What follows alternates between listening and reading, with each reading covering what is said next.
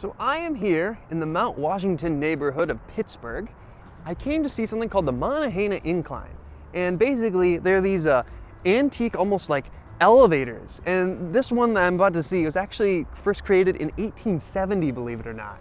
And it was to ferry workers from the actual city of Pittsburgh up this mountain, which was very difficult to traverse, especially before automobiles. And really you couldn't walk straight up this mountain as it's just so steep.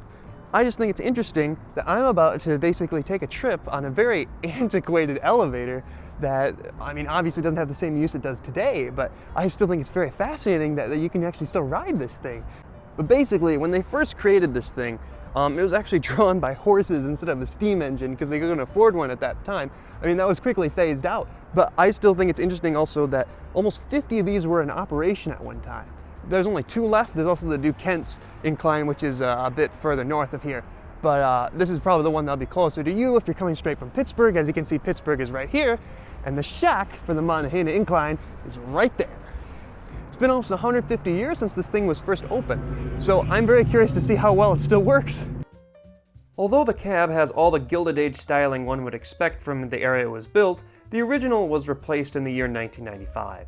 The car moves at the breakneck speed of 6 miles an hour, but considering the 350-foot drop, this was the high-speed rail of its day.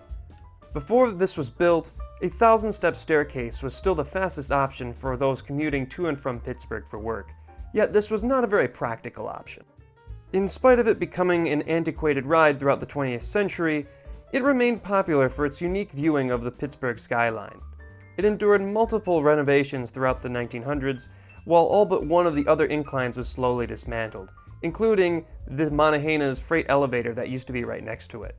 It wasn't until the year 1977 its future was finally secured with historical landmark status from the city of Pittsburgh.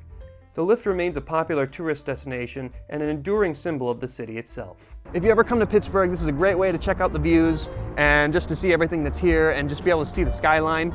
I mean, up here from where the elevator shack is, like you can see pretty much the entire town. It really is a beautiful view, and the best part is it only costs about $3 to go ride on this thing. So I would definitely recommend taking the Monongahela elevator, and if you come on a Sunday, you'll even get free parking just down the road to be able to take a ride. I hope you enjoyed this little detour I took to the Monongahela incline, and I hope to see you on the next one.